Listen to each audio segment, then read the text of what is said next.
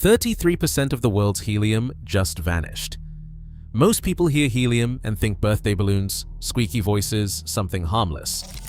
But helium is the only substance cold enough to keep an MRI magnet running. It pressurizes every rocket NASA sends into orbit.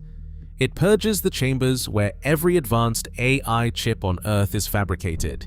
And you cannot make more of it. Once it escapes into the atmosphere, it leaves the planet forever. In 1996, Congress looked at America's century-old helium stockpile, the largest strategic buffer on Earth. They called it a laughingstock and voted to sell it off. 3 decades later, missile strikes hit Qatar's Ras Laffan complex and wiped out 1/3 of the global supply overnight.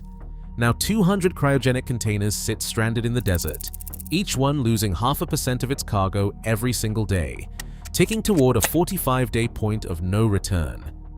And when the last container boils off in the desert, who gets what's left? Your hospital or Nvidia. On the Artemis II launch pad, every hose and valve is a test of physics and trust. Engineers in white coveralls trace their fingers along frost-lined pipes, watching for leaks as supercooled helium races through the plumbing. The rocket's upper stage holds a 300-liter tank, pressurized not with air, but with helium, one of the only substances on Earth that will not freeze or react at temperatures brushing absolute zero. In the final hours before liftoff, ground crews transfer 15,000 kilograms of the gas, cycling it through the Space Launch System's fuel tanks, coaxing liquid hydrogen and oxygen into readiness. Without helium, the valves seize. The propellant lines clog with ice. The countdown halts. This choreography is not unique to Artemis. Every rocket since Apollo has relied on helium to pressurize tanks, purge lines, and keep volatile fuels in check. The sheer scale is staggering. NASA's mass flow logs show rivers of helium moving from storage spheres into the heart of the launch vehicle. Yet the same element that makes deep space possible is also what gives a party balloon its lift. A single MRI scanner at a hospital in Seoul needs 1,500 liters of liquid helium to keep its superconducting magnet cold, the same gas that fills about 90,000 party balloons. The connection is almost absurd. The invisible thread running from a child's birthday to a moonshot, from a cancer diagnosis to the next generation of AI chips. Most people never see the supply chain. They see a balloon at the checkout, not the tanker trucks parked behind a hospital, or the cryogenic dewars stacked in a launch facility's shadow. But for the engineers on the pad, helium is not a novelty. It is the difference between a mission that flies and one that never leaves the ground. The gas is so light it escapes Earth's gravity, so inert it will not bond with anything, so cold it can liquefy hydrogen. Once it is released, it is gone forever. No technology, no price can bring it back.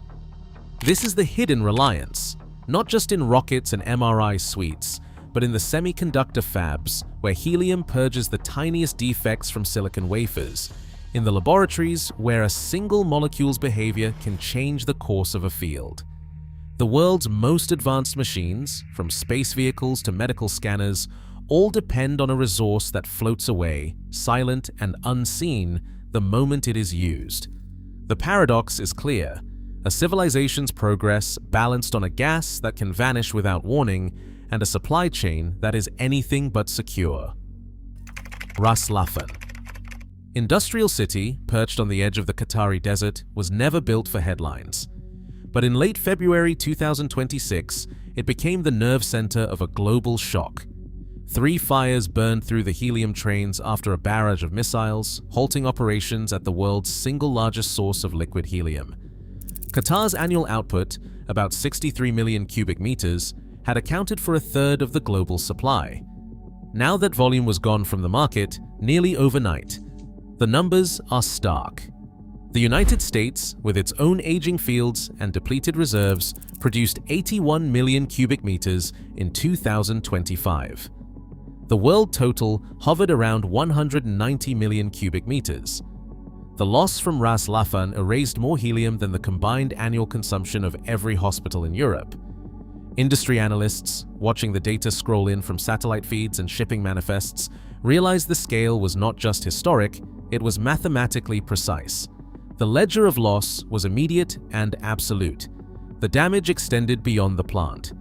Roughly 17% of Qatar's liquefied natural gas export capacity was destroyed in the strike, according to industry disclosures. But for helium, the impact ran deeper. 14% of Qatar's helium production capacity was permanently knocked out. The rest was trapped, unable to move. Every ton of helium exported from Qatar must pass through the Strait of Hormuz, a maritime choke point with no alternate route. When the strait closed, the supply chain seized. No tankers moved, no contingency plan existed. Cryogenic containers, double-walled and vacuum-insulated, each holding 12,000 liters, are the only vessels capable of carrying liquid helium across oceans. Out of a global fleet of about 6,000, nearly 200 containers sat stranded at Ras Laffan, immobilized by the attack and the blockade. Inside, the helium began its silent countdown. Experts like Tobias Gilk describe the reality. After 45 days without active cooling or offloading, the helium boils off, unrecoverable. Once it escapes, it is lost to the atmosphere, and no technology can reclaim it. Each stranded tank represents a permanent subtraction from the global pool. Site managers at Ras Laffan worked through the chaos, cataloging losses and rerouting what they could. But the ledger was unforgiving. In less than 2 months, a third of the world's helium had vanished, not as a forecast or a projection, but as a matter of physical inventory. The world's supply chain, so often invisible, was now a single point of failure. The numbers speak for themselves. The consequences, still unfolding, would soon reach from Texas to Seoul, from chip foundries to cancer wards. The illusion of abundance was gone. Only the math remained. In the spring of 1925, as dirigibles drifted over the Texas plains and the world's militaries eyed the skies, Congress passed the Helium Act. The law gave the federal government sweeping authority to secure a strategic supply of helium, a gas so rare and precious on Earth that it was measured in cubic feet, not barrels or tons. The Bureau of Mines moved quickly, drilling into the Bush Dome, a limestone vault beneath the cliffside gas field near Amarillo. By 1929, the Amarillo helium plant was up and running, drawing out the invisible element from the Panhandle's natural gas and shipping it through a growing web of pipelines. In the decades that followed, engineers expanded the network, adding extraction plants in Excel, Thatcher, Navajo, Otis, and Keys. The Bush Dome became the centerpiece, a deep, cold reservoir 12 miles northwest of Amarillo, designed to hold the nation's helium in reserve. By the early 1960s, the system stretched over 400 miles, linking 5 private plants to the federal storage cavern. The infrastructure was both massive and precise, a single pipeline just 1 inch in diameter, threading through the prairie to collect and concentrate a resource that could not be replaced. By 1964, the United States held more than 40 billion cubic feet of helium in storage, a volume so vast it could fill over 13,000 Goodyear blimps. At its peak, this reserve supplied 80% of the world's helium, a strategic buffer built for war, space exploration, and the emerging needs of science. The rationale was clear: keep the gas out of foreign hands, guarantee supply for defense and research, and insulate the country from market shocks. The Bush Dome was more than a storage site. It was an insurance policy written in stone and steel, a hedge against the unpredictable future. For a brief span, the United States possessed a cushion no other nation could match, a hidden strength quietly maintained beneath the Texas soil. By the mid-1990s, the Bush Dome Reserve had become a political punchline. On Capitol Hill, lawmakers debated whether the vast underground stockpile was a strategic asset or a costly relic. In a 1995 committee hearing, Representative John Dingell called it a laughingstock, scoffing at the idea of government gas sitting idle while private buyers paid full price on the open market. The rhetoric landed. In 1996, Congress passed the Helium Privatization Act, ordering the Bureau of Land Management to sell off the reserve and tie the price to the Consumer Price Index, an annual increase of about 3%, barely enough to keep pace with inflation, and far behind the volatility of the global helium market. The intent was to recover the government's investment, but the effect was something else entirely. The price formula made helium artificially cheap for years, undercutting incentives to explore new fields or invest in recycling. Private firms bought helium at below-market rates, sometimes storing it in the very reserve the government was trying to liquidate. The General Accounting Office warned that the system was bleeding value, but the auctions continued. The reserve, once a buffer against shocks, became a slow-moving liquidation. By the 20-teens, the Bureau of Land Management had begun auctioning off the remaining stock, first in small lots, then in larger tranches. The inventory dwindled, but the sales barely made a dent in the government's original outlay. As the final barrels were tallied, the strategic reserve shrank from its Cold War peak of 40 billion cubic feet to less than 5 billion cubic feet. The last act came quietly. In January 2026, the Bureau of Land Management executed the final deed, transferring the Bush Dome, the pipeline, and the surface facilities to a private consortium for $125 million. The sale notice required a token reserve of 2 billion cubic feet for federal use, but the era of public stewardship had ended. The insurance policy was gone. What remained was a market-driven system, exquisitely exposed to the same volatility and shocks that the reserve was built to prevent. Inside a hospital's imaging wing, the sound of an idle MRI scanner is almost unbearable. Each machine holds between 1,500 and 2,000 liters of liquid helium, enough to fill nearly 90,000 party balloons, but its purpose is anything but trivial. Tobias Gilk, a leading MRI safety consultant, says without sufficient helium, the scanner effectively becomes a very expensive paperweight. When the helium runs out, the magnet warms. The superconducting field collapses. The scanner is dead, and so is the lifeline for thousands of patients who depend on it for cancer diagnosis, stroke triage, or emergency surgery planning. The cost of bringing a single MRI back online after a quench can reach $30,000 to $40,000. For every day the scanner sits idle, the hospital loses $10,000 to $15,000 in revenue, not to mention the immeasurable human cost of delayed treatment. In Seoul, a recent shortage forced 4 major hospitals to suspend MRI services, resulting in over 2,000 missed scans in 6 weeks. These numbers are not projections. They are the new reality as the global helium pool shrinks. Meanwhile, on the other side of the world, the managers of semiconductor fabs face a different kind of triage.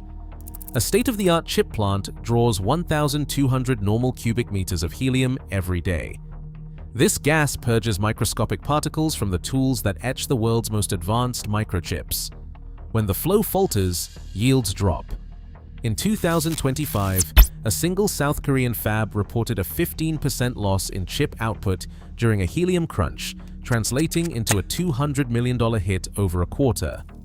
For these companies, helium is not just a commodity, it is the difference between profit and shutdown, between delivering the next AI accelerator and missing the market entirely.